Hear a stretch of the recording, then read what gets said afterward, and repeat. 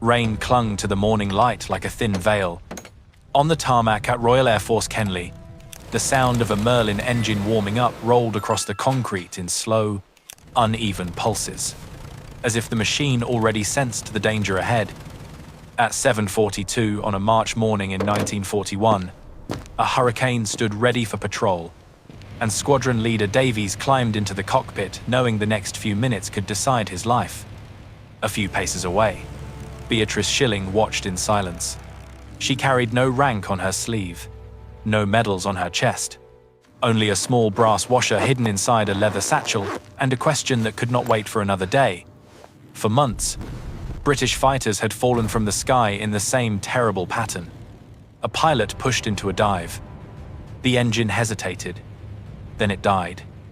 In the space of 1.5 seconds, a German fighter closed 300 yards and finished the job. No warning. No second chance. Yet here she stood, holding a part so simple it looked like it belonged on a workbench, not a battlefield. How could something this small alter the rhythm of life and death in the air war over Britain? We returned to that morning at Kenley, where one decision would lift or bury an entire hope. But before we continue, don't forget to subscribe to WW2 Secret Archives and leave a comment about which country you're watching the video from. The summer before that morning at Kenley had carried a different kind of tension. The Battle of Britain had formally ended, yet the airfields across southern England felt no relief. German fighters still crossed the Channel in sharp, violent bursts, probing radar lines, testing petrol responses, and forcing the Royal Air Force to maintain a tempo that strained men, machines, and every maintenance shed from Biggin Hill to Tangmere. The sky had quiet moments, but none of them felt safe. Too many pilots returned with stories of engines that faltered at the very instant when instinct demanded a dive. Too many did not return at all. The trouble had begun when the Royal Air Force made what should have been a straightforward improvement. In the summer of 1940, fighter squadrons switched to 100-octane fuel. The change gave the Merlin engine more boost and more power, transforming the Spitfire Mark II into a machine capable of reaching 370 miles per hour in level flight. On paper, it narrowed the gap with the German Messerschmitt fighters. In practice, the extra power revealed a fragile truth inside the heart of the British engine. The Skinner's Union carburetor could not handle the violent swings of negative gravity that came with real combat. Pilots described it the same way. No matter their rank or experience, the moment they pushed the stick forward to gain an angle on a diving enemy, the engine surged, then went silent. It lasted only 1.5 seconds. But 1.5 seconds was an invitation to disaster. Fuel surged to the top of the float chamber, starving the jet, cutting the flame. A British pilot dropped into a dive at high speed, only to find himself gliding helplessly while a German fighter rolled in behind him, confident that the Merlin would lose its breath. It was a small window in time, yet it swallowed lives. German pilots had no such burden. Their Daimler Benz engines used direct fuel injection, which meant no float chamber, no flooding, no dying engine. They could push their aircraft into a dive, invert, roll out of sight, climb hard, and never lose a heartbeat of power. Speed became their shield, and gravity became their weapon. They understood the British weakness long before most British engineers did. After-action reports from the Luftwaffe mentioned how easily a Messerschmitt could bait a Spitfire or Hurricane into a negative gravity maneuver. The pattern repeated so often it became almost ritual. Inside this harsh rhythm stood the Royal Air Force and its pilots, many of them barely past 20 years old. They climbed into their fighters each morning knowing that the same maneuver that might save them could also kill them. Squadron leaders tracked losses with a quiet dread. Training schools rushed to push fresh pilots through their courses, but skill could not be taught fast enough to match the casualty lists. The Royal Air Force was not only losing aircraft, it was losing the irreplaceable judgment, intuition, and the steady calm of men who had survived enough missions to know how to stay alive. For the engineers at the Royal Aircraft Establishment, the problem was more than a technical bug. It was a wound that would not close. The pressure carburetor, a fully redesigned fuel delivery system, was already on the drawing board. Rolls-Royce had begun early work on it, but a proper solution meant years of research, testing, and modification. 2 years, perhaps 3, before installation on active aircraft. The war would not wait. The enemy certainly would not. Every week without a fix wrote another grim page in the operations logbooks. This was the landscape into which Beatrice Schilling stepped when she arrived at the Royal Aircraft Establishment in November 1939. She entered an engine department filled entirely with men, save for one secretary. Many of them had never worked alongside a female engineer. A few did not hide their doubts about whether a woman belonged in the hangar at all. Schilling ignored them with the kind of discipline that came from years spent tuning engines alone in her parents' shed. She knew how to take apart a machine until it told the truth. She knew how metal behaved when pushed to its limits. And she knew, with a calm that unnerved some of her colleagues, that the Merlin's flaw could not be dismissed as a minor inconvenience. It was killing pilots. She read every combat report she could find. She sat with pilots who had managed to restart their engines while falling through the sky. She studied maintenance logs and listened to ground crews describe the same failure with the same tightness in their voices. The pattern solidified, harsh and undeniable. The float chamber flooded when gravity reversed. Fuel went where it should not. The jet starved. The engine died. In a laboratory, the problem was inconvenient. In a dogfight, it was a death sentence. Schilling did not search for a grand reinvention. She searched for a constraint. What if the flow of fuel could be limited just enough to keep the chamber from flooding, even when gravity reversed, not starved, not overfed, just held within a narrow threshold that the engine could survive? Simple physics, applied with precision. She machined the first prototype herself from brass, a thimble shape at first, no larger than a fingertip. Then she refined the idea into a flat washer with a precisely drilled hole at the center. She tested 17 variations before finding the one that delivered enough fuel for full throttle without allowing excess during negative gravity. Bench tests confirmed the principle. The washer prevented flooding during simulated maneuvers. But she also knew what every engineer understood in wartime. A bench was not the sky. A controlled laboratory did not contain the violence of wind, turbulence, and fear. The Merlin behaved one way on the ground and another way when pushed into a high-speed dive. If the restrictor failed in the air, a pilot could die. Regulations forbade installing unapproved parts on operational fighters. The consequences for doing so were severe. Yet morning after morning, young men stepped onto the tarmac and strapped themselves into machines that Schilling knew were betraying them. The stakes were no longer theoretical. Each delay meant another name added to the list no one wanted to read. And so, by the time she stood on the airfield at Kenley with a leather satchel filled with brass washers, the question was no longer whether the Royal Air Force needed a solution. The question was whether anyone had the courage to implement one before the next engine went silent in the middle of a dive. The morning of the test at Kenley set a tone that would echo across the next weeks, though no one on that field could have predicted it. When Squadron Leader Davies lifted his Hurricane off the runway and pointed the nose toward the channel, the ground seemed to hold its breath with him. Fuel fumes hung in the air, shimmering in the cold light, and the sound of the departing aircraft faded into the low hum of generators and distant chatter from maintenance bays. For Beatrice Schilling, those first minutes were a kind of suspended time. She was surrounded by the life of a fighter station at war, but none of it reached her. In her mind, she heard only the rise and fall of a Merlin in a dive. The exact moment fuel surged upward. The instant the flame died. She had lived inside that moment for 11 months. Up above the coastline, Davies and his section crossed into the patrol zone east of Dungeness. The sky over the grey water opened into the kind of cold clarity that pilots remembered years later, the kind that made metal vibrate differently and the horizon cut sharp enough to sting the eyes. German fighters had been active over this stretch of coast all week. Davies knew it. His men knew it. Schilling knew it.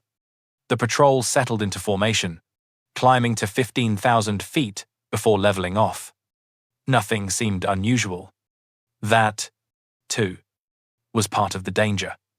The contact came quietly. A short acknowledgement over the radio. A shift in tone.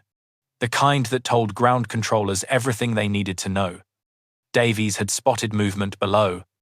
2 Messerschmitt fighters, angled toward France, unaware that a trio of Hurricanes had begun to drop into their wake.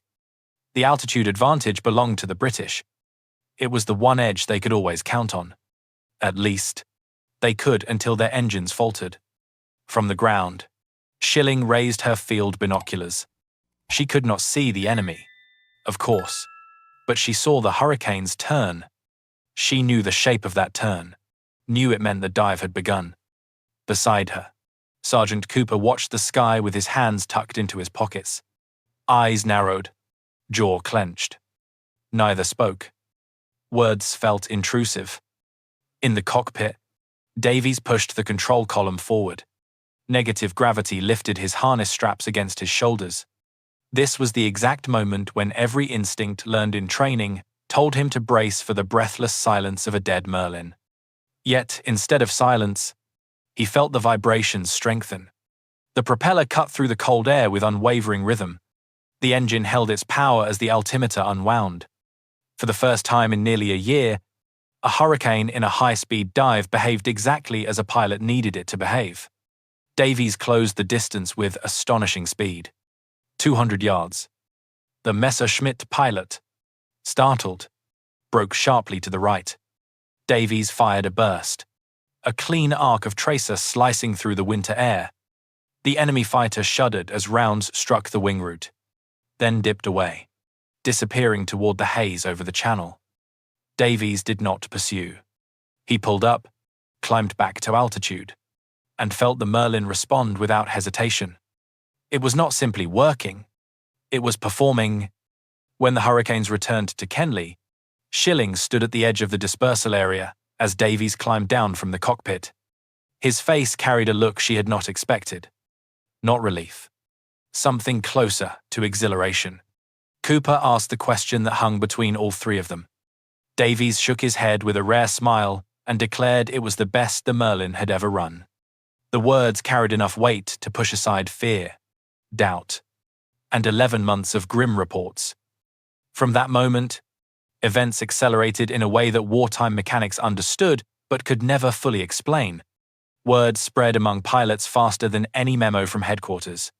By nightfall, half the station had heard some version of the story. By the following morning, 3 squadron commanders in 11 Group had telephoned Kenley to confirm whether the rumor was true. And if it was, how quickly the Royal Aircraft Establishment could supply more of the miracle washer. The following days brought a kind of organized urgency that only a war zone can sustain. Schilling returned to Farnborough with Cooper's notes and Davies's testimony. She prepared documentation that skirted the boundary between recommendation and confession. The Air Ministry reviewed her proposal in less than a week. The wartime atmosphere left little room for bureaucracy. Losses were too high, and the advantage granted by direct fuel injection on German fighters was too great. Approval arrived with the kind of speed that surprised even Schilling. Rolls-Royce received the order to produce the restrictors. Hundreds per week. Then thousands. But production alone could not turn the tide. Installation had to be just as rapid. Every Merlin in operational service needed the restrictor. Every squadron needed to be trained to fit it in minutes, not hours. That task fell to Schilling and a small team of 3 engineers and 2 civilian mechanics. They loaded their kits onto a van, strapped spare restrictors into padded crates, and fanned out across southern England. Their first stop was Biggin Hill, the busiest station in 11 Group. The commanding officer, Group Captain Grace, had lost 7 pilots to engine failures in 2 months. He greeted Schilling at the gate with the kind of restrained urgency that experienced officers used when emotion had already drained away. He wanted every Spitfire and Hurricane on his field fitted immediately. Not by the end of the week. Not after lunch. Immediately. Ground crews worked in rotating teams. 4 aircraft at a time. 12 minutes per installation. Disconnect the fuel line. Insert the restrictor. Fit the weld with absolute precision. Pressure test the connection. Move on to the next machine. It was a rhythm built from necessity rather than choreography. Yet to an observer it looked almost rehearsed. Pilots lingered nearby, drawn by a mix of skepticism, curiosity, and hope. One of them, Flight Lieutenant James Lacey, with more than 40 combat missions behind him, asked Schilling how something so small could solve something so dangerous. She explained the physics in simple terms. He nodded, understanding immediately. He had trained as an engineer before the war. He called it brilliant simplicity. Schilling inspected every weld. Her eyes moved over each joint with the focus of a surgeon. 3 restrictors failed her inspection that day. All 3 were pulled and replaced without complaint. The ground crews understood the stakes. A faulty weld at 15,000 feet did not mean an inconvenience. It meant a silent propeller against a backdrop of winter clouds. From Biggin Hill, Schilling's team moved to Hornchurch, then North Weald, and Tangmere. At every station, the same pattern emerged. Crews worked through their exhaustion. Pilots returned from patrols with a kind of quiet amazement. Dive attacks that once triggered panic now felt clean, controlled, almost natural. German fighters that once slipped away with ease found themselves under relentless pursuit. The tactical advantage of the Luftwaffe began to thin, not with a grand breakthrough, but with a brass washer no larger than a coin. One by one, squadrons adapted their tactics. With engines that no longer betrayed them, pilots could commit to aggressive dives, hold their line longer, and choose their moment of firing with confidence. Aerial engagements shifted. Instead of pulling out early to avoid the dreaded engine stall, Hurricane and Spitfire pilots pressed forward. They seized the initiative, forcing German fighters onto the defensive more frequently than before. Combat reports reflected the change with startling clarity. The British were no longer reacting. They were dictating. By mid-April, the effects rippled across fighter command. German after-action reports noted that British aircraft no longer lost power during negative gravity maneuvers. A problem that had defined nearly a year of combat had vanished almost overnight. The Luftwaffe could no longer lure their opponents into fatal dives. Their margin of superiority narrowed, and some commanders admitted privately that they could no longer rely on the same tactics. Production of the restrictor increased again. Rolls-Royce adjusted machining schedules to ensure that more than 1,000 units could be delivered each week. Installation teams expanded. More engineers joined the effort. Schilling continued to travel, her satchel always full of parts, her notes always in hand. She visited stations in rain, in fog, in biting cold. She stood beside aircraft under arc lamps in the middle of the night, while crews fitted restrictors onto fighters that had landed only minutes earlier from combat. The transformation reached beyond fighter command. Coastal Command requested restrictors for their long-range patrol aircraft. Bomber Command wanted them for their training units, where young pilots learned to handle the complexities of multi-engine machines. Even the Fleet Air Arm made inquiries for their carrier-based fighters, which faced their own challenges with sudden dive maneuvers over turbulent seas. Not every aircraft could be fitted immediately. Supply was still a challenge. Some units had to wait days. Others waited weeks. Yet wherever the restrictor appeared, the results were consistent. Engines ran smoother. Pilots trusted their machines again. The sense of dread that had hovered over every dive began to fade. By the end of the month, more than 2,000 Merlin engines carried the restrictor. The modification became standard equipment. Newly built Spitfires and Hurricanes left the factories with the washer already installed. A quiet testament to the power of a simple, elegant idea. The pressure carburetor remained under development, destined to eliminate the negative gravity problem entirely. But even Rolls-Royce engineers admitted that the brass washer had bought them precious time. Without it, far more British pilots would have died in those critical months. Through it all, Schilling kept working, inspecting, advising, adjusting. She did not celebrate. There was no time for celebration. War demanded constant vigilance and treated relief as a luxury. Yet everywhere she went, she saw the same signs. A pilot climbing from his cockpit with steady hands. A ground crew member wiping oil from a cowl with a confident grin. The unmistakable sound of a Merlin engine holding full power through a steep dive overhead. A rhythm restored. A wound beginning to mend. And a war, once tilted sharply toward the enemy, slowly beginning to balance itself again. Long before the numbers began to shift in favor of the Royal Air Force, the human cost of the carburetor problem had carved its mark into every corner of the fighter stations.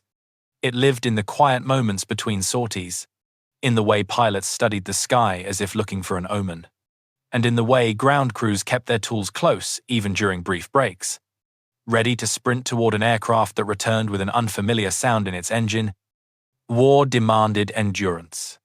But the negative gravity failure demanded something crueler. It asked men to confront the possibility that their own machines could betray them, even when their instincts were perfect. For pilots, the days before the restrictor were filled with a particular kind of fear that rarely found its way into official reports. Many spoke of it only in the mess halls, after dark, when the weight of the day pressed harder on the shoulders. A dive should have been a maneuver of control, of precision, a moment when training took over and the aircraft became an extension of the pilot's will.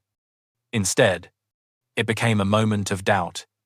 Some described it as a hollow drop in their stomachs, the instant when the engine hesitated, the half-second of silence that felt infinitely longer than the altimeter would ever show.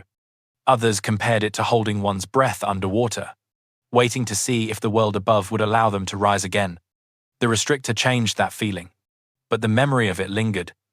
Flight Lieutenant James Lacey once told a ground crewman that he had never realized how much tension he carried in his hands until the first dive with the restrictor installed. He said the Merlin felt alive again, not temperamental or unpredictable, but steady, reliable. The transformation was not just mechanical. It reached into the lives of every man who flew those machines. The return of trust was as vital as the return of performance.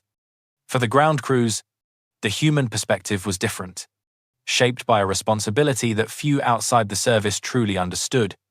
These men worked in shifts that stretched deep into the night, their fingers cracking from cold and oil, their backs aching from hours bent beneath open-engine cowlings.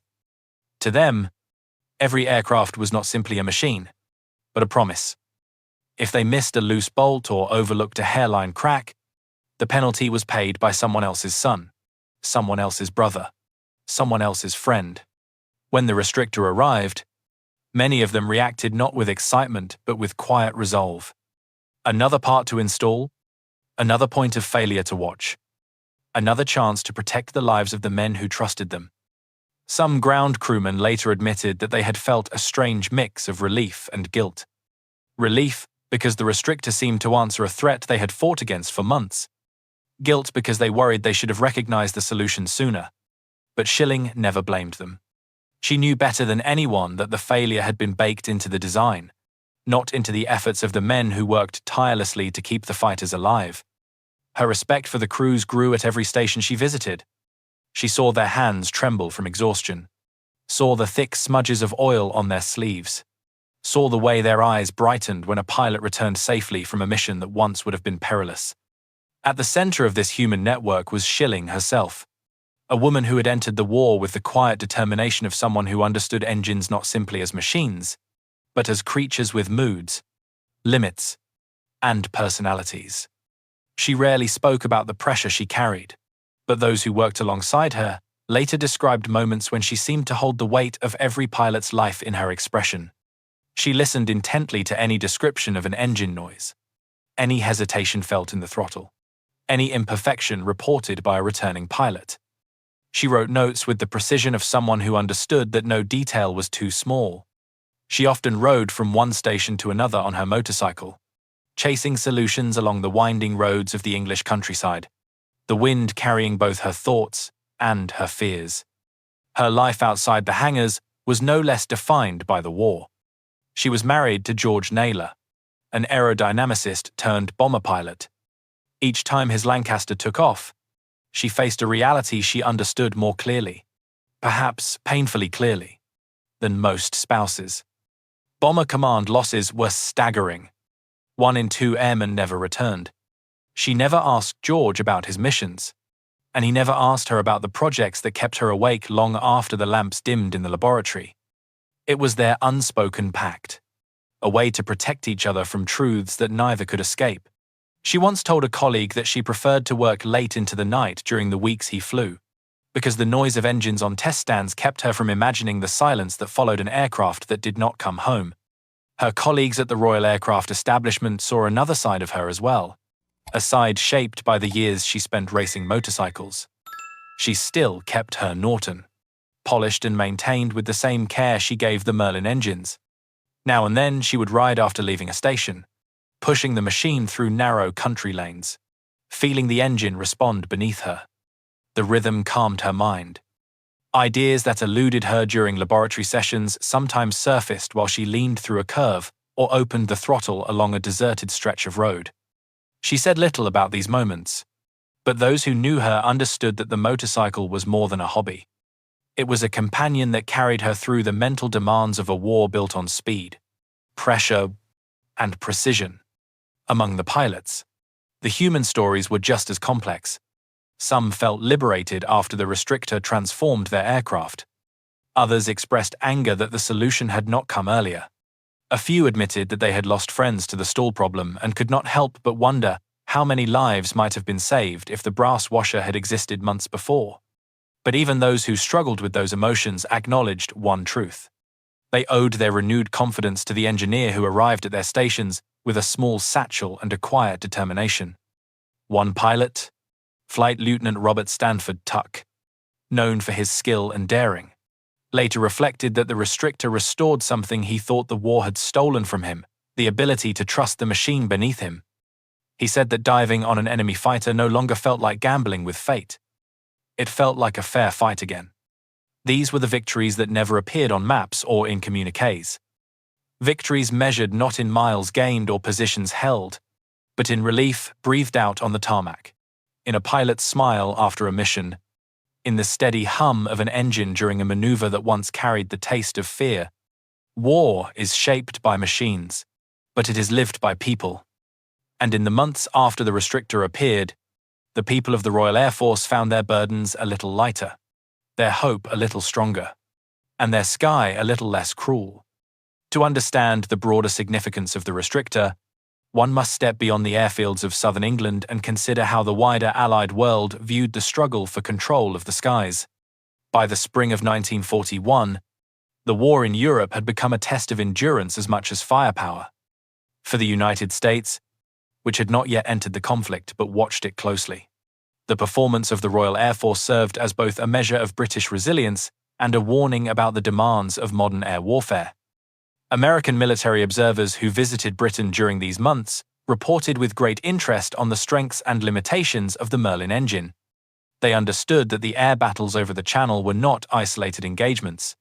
They were proving grounds for tactics, technologies, and engineering philosophies that would soon shape the aircraft industries of every major power. When news quietly spread that British fighters were no longer losing power during negative gravity maneuvers, analysts in Washington took note. It meant that the Royal Air Force had closed a gap the Germans had exploited relentlessly. It meant that future American designs would need to consider the same principle: stable fuel delivery under all flight conditions. The restrictor itself, simple as it was, resonated with American engineers who had long believed in practical, incremental solutions. It reinforced a truth that crossed national boundaries. A small change at the right moment can alter the momentum of a campaign. In American engineering schools and technical journals, the early reports from Britain were examined not as wartime curiosities, but as valuable lessons in adaptability. Later, when the United States entered the war and began producing aircraft at enormous scale, design teams drew upon the insights learned from the Merlin's vulnerability. They refined carburetors, improved fuel systems, and embraced principles that reduced the risk of engine hesitation during extreme maneuvers. Globally, the impact of the restrictor reached even further. In the Soviet Union, where British Spitfires later operated along the northern convoys to Murmansk. The modification ensured that aircraft delivered to the Red Air Force could survive the brutal conditions and chaotic dogfights over the Arctic coast. Soviet pilots and mechanics, unfamiliar at first with the Merlin's quirks, quickly came to appreciate the stability the restrictor provided. It allowed them to focus on the harsh realities of winter combat rather than the unpredictable behavior of a foreign engine. In Germany, the change did not go unnoticed. Intelligence analysts studying British combat performance noted a shift in tactics. British fighters no longer broke off pursuit during dives. They no longer hesitated before pressing an attack. German pilots who once relied on baiting their opponents into engine stalls found that the tactic no longer worked. The Luftwaffe, already stretched by losses and demanding operations, had to adapt quickly to a more aggressive adversary. For the Allied world, the restrictor offered a reminder that the war demanded not only courage and firepower, but ingenuity. It showed that a battlefield could be shaped by a washer no wider than a coin, crafted by an engineer with persistence and clarity of thought. In the global fight against tyranny, nations learned that every improvement, no matter how small, strengthened the chain that bound the Allied effort together. By the time spring turned towards summer in 1941, the numbers told a story that no commander could ignore. Before the restrictor, more than one-third of all diving attacks attempted by British fighters ended in engine hesitation or complete loss of power. Pilots broke off their runs. German aircraft escaped unharmed. And too many Hurricanes and Spitfires fell to the same predictable weakness. After the restrictor entered service, the failure rate dropped to a fraction of 1%. It was not merely an improvement. It was a transformation so dramatic that squadron leaders began to rethink the way their men entered combat. The kill-to-loss ratio shifted just as sharply. During the bleak weeks before the modifications spread, Fighter Command struggled to stay afloat, losing nearly as many aircraft as it destroyed. Within a single month of widespread installation, the balance more than doubled in Britain's favour, then continued to rise. Pilots pressed their attacks with newfound confidence. They no longer feared the moment the nose dipped.